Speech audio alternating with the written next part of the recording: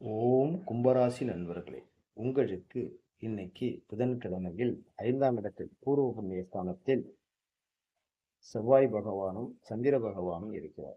செவ்வாய் சொந்த நட்சத்திரத்திலும் சந்திரன் திருவாதிரை நட்சத்திரத்திலும் இன்றைக்கு பயணம் செய்கிறார்.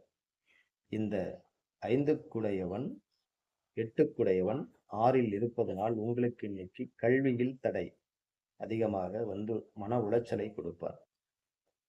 6ல் புதன் கடகத்தில் இருப்பதினால் உங்களுக்கு இன்னைக்கு கல்வியில் எந்த துறையில் வேலை செய்தாலும் சரி, வித்யாகாரகன் இன்னைக்கு புதன்கிழமையில் வித்யாகாரகனின் பலனாகும்.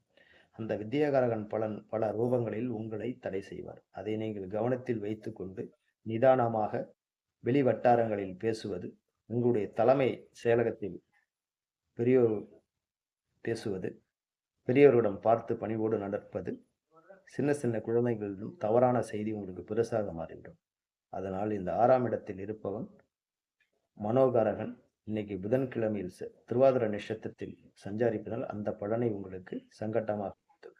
அதனால் பார்த்து வெளியில் போவது, பழகுவது, எந்த துறையில் இருந்தாலும் கலைத்துறையில் இருந்தாலும் சரி, அவர்கள் கல்வி பள்ளும் மாணவர்களாக இருந்தாலும் துறையில் இருந்தாலும் சரி, இன்னைக்கு வித்யாகாரகன் சம்பந்தமான எந்தெந்த துறைகள் இருக்கிறதோ இந்த துறைகள் அனைத்தையுமே இன்னைக்கு கொஞ்சம் கஷ்டத்தை கொடுப்பார். அதை மனதில் வைத்துக்கொண்டு இன்னைக்கு புதன்கிழமையில் கும்பராசி நண்பர்கள் இன்னைக்கு பார்த்து வெளி வட்டாரங்கள் பேச வேண்டும். இந்த செவ்வாய் எத்தனை நாளைக்கு அங்கு இருப்பாரோ அந்த பலனை அவர் கொடுப்பார். புதன் அதே போல் இங்கே 6ஆம் இடத்தில் இருப்பதனால் அந்த பலனை கொடுப்பார்.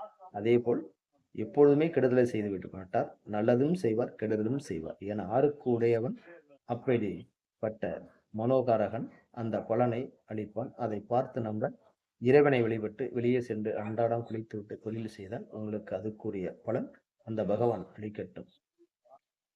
பகவானே